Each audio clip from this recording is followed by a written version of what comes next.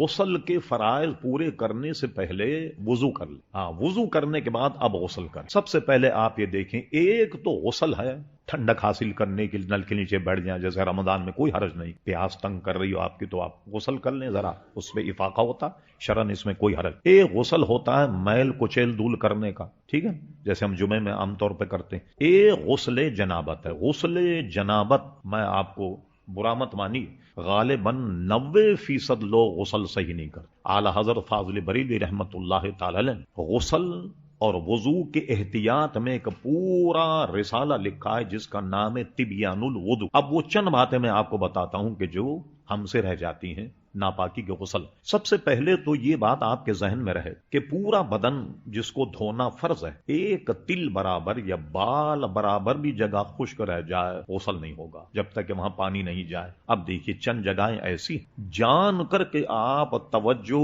کریں گے تب وہاں پانی جائے گا، نہیں تو پانی نہیں جائے گا. اور پانی نہیں گیا ظاہر آپ کا غسل ہوا نہیں. اب وہ کیا احتیاط ہیں؟ مثال تو اب یہ ناپاکی کے غسل کی بات کر رہا ہوں، دوسرے غسل کے نہیں. آدمی چھالیا کھاتا، اس کو کرے دے، کوئی خلا اگر چھالیا سے بھی یہاں رہ گیا اور وہاں پانی نہیں گیا تو بھی، کیونکہ اس میں کلی کرنا، وضو میں کلی کرنا سنت ہے مگر غسل میں کلی کرنا فرض ہے. ایک بات، اچھی طریقے سے دانت صاف کرے، مسواک کرے. آج کل تو یہ برش وغیرہ جو نکل گیا، اس سے بھی جو سان ہیں یہ سب صاف ہو جاتے ہیں. اچھی طریقے سے یہ صاف کرے. اس کے صاف کرنے کے بعد میں ناک میں پانی چڑھائے. عموماً ناک میں پانی ایسے ہم نے ناک ڈبو دیا خالی یہ، بلکہ مسائل کتاب میں ہے کہ پانی چلو ہاتھ میں لے کر جب ناک میں چڑھائے تھوڑی سی سانس اوپر کی طرف لے تاکہ اس کے نرم حصے میں پانی پہنچ جائے. جہاں تک کہ ہڈی نرم ہے یہاں تک پانی پہنچ جائے. اور اس کے بعد اپنی چھوٹی انگلی سے صاف کرے کہ کوئی جگہ ناک میں ایسی نہ رہے کہ جہاں پانی نہ گیا. اب آئیے غسل کرنے.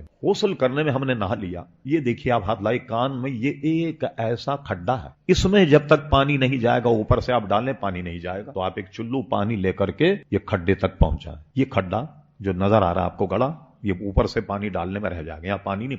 اسی طرح دوسرا جو گڑا یہاں پڑا ہوا، یہ بھی جب تک آپ خاص طریقے سے چلو میں پانی لے کر نہ ڈالیں یہاں تک پانی نہیں جائے. خواتین اگر نت پہنی ہوئی ہیں آسانی سے نکل جائے تو نکال لیں، ورنہ جب وہ وضو بھی کریں، کیونکہ وضو میں منہ دھونا فرض ہے اور غسل میں بھی، تو اپنے ناک کی جو نت ہے اس کو بھی ہلائیں تاکہ اندر بھی پانی چلا جائے. اگر ان کے آئرین یا بندے ہیں کان میں سرا، اس کو بھی ہلائیں تاکہ اندر تک پانی چلا جائے. پھر اس کے بعد یہ ناف، آپ اوپر نہائیے، یہ ناف کے اندر پانی نہیں جائے گا. بڑی معذرت سے جو بڑے پیٹ والے لوگ، وہ ناف اندر چلی جاتی ہے جس کو ٹنڈی بھی کہتے ہیں، عربی میں اس کو سرا کہتے ہیں. تو یہاں جب تک آپ پانی اندر نہیں ڈالیں اس وقت تک پانی نہیں جائے گا. ٹھیک اسی طرح آپ بغل اٹھا کر یہاں پانی ڈالیں، ٹھیک ہے، ادھر پانی ڈالیں. خواتین جو ہیں وہ سینے کو اٹھا کر کے نیچے پانی ڈالیں. اور اس کے بعد ہمیں ایک مسائل، اب میں اگر شرمایا جائے تو مسائل دنیا کو معلوم ہی نہیں ہو. حضرت ام المومنین حضرت عائشہ صدیقہ اگر شرماتی تو علماء فرماتے ہیں کہ خواتین اسلام آدھے دین سے محروم رہ جاتے. بھئی جو خواتین کے مسائل ہیں، اگر حضرت عائشہ صدیقہ شرماتی تو مسائل کیسے معلوم ہوتے؟ مثلا اس زمانے میں حائضہ عورت اگر کسی چیز کو چھو لے، لوگ کھاتے نہیں تھے. حائضہ عورت کھانا نہیں پکا سکتی، حائضہ عورت کسی کپڑے کو نہیں اٹھا سکتی. حضرت امور میں حضرت عائشہ صدیقہ فرماتی کہ حضور علیہ السلام اعتکاف میں ہوتے، مسجد نبی کی دیواریں چھوٹی تھیں تو آپ اپنا سر مسجد کی دیوار سے باہر نکالتے تو میں حضور کے سر میں تیل لگایا کرتی حالانکہ میں حائضہ ہوتی. حضور علیہ السلام نے مجھ سے فرمایا کہ صدیقہ وہ چیز جانماز اٹھا لاؤ. کہا حضور میں تو حائضہ ہوں. تو فرمایا کیا حیض تمہارے ہاتھ میں؟ لے کے اٹھا کر. اس چیزوں سے اگر وہ بیان نہ کرتی تو علماء مانتے ہیں کہ آدھا دین سے خواتین محروم رہ جاتی، کہ عورتوں کے، خواتین کے مسائل معلوم نہیں ہوتے جس کا تعلق خلوت سے. جلوت کے مسائل تو اب جانے، خلوت سے جن کا تعلق مسائل کیا. اب آئیے میں جو بات کہنا چاہ رہا تھا وہی پیشاب اور پاخانے مقام میں بھی صحیح طریقے سے پانی پہنچایا جائے. ختنہ کرنے کے بعد جو کھال نیچے لٹکی ہوتی ہے تو یہاں تک بھی پانی پہنچایا جائے. اگر یہاں ویسی نہ لیں آپ تو یہاں پانی نہیں پہنچے گا، یہاں بھی پانی پہنچایا جائے. اور اس پر اعلی حضرت فاضل بریلوی کا پورا فتویٰ ہے جس کا نام تبیان الوضو ہے. اس میں اور اسی طریقے سے تیمم میں بھی احتیاط ہے. نہا رہے ہیں تو عموماً ہماری فطرت کیا ہے کہ ہم نہاتے میں آنکھ میچ لیتے ہیں. اب یہ دیکھیے یہ آنکھ جہاں ہم نے میچی، اب اس کو کھولی، یہ دیکھیے یہ سطریں جو ہیں اس پہ پانی نہیں گیا. تو اب کیا کریں گے؟ ہم پانی لے کر کے آنکھوں کو اس طریقے سے ملا جائے. آنکھ کے اندر پانی ڈالنا فرض نہیں، لیکن آنکھ کے ادھر پانی ڈالنا جو ہے وہ بہت ہی ضروری۔ اس کی احتیاط تو تیمم میں بھی ہے کہ تیمم جب کریں، جب ہم ایسے آنکھ میچ لیں، یہاں تیمم کا ہاتھ نہیں پڑے گا، یہ تک فرمایا اعلیٰ فاضل بریلوی نے اس کی باریکیوں کو کہ تیمم جب کریں تو ادھر ہاتھ ملیں، ادھر بھی ہاتھ ملیں، اور اس طرح آنکھوں کو جتنا ممکن ہو کھولنا، اس طریقے سے کھول کر کے تیمم کا اور وضو کا ہاتھ لگائیں۔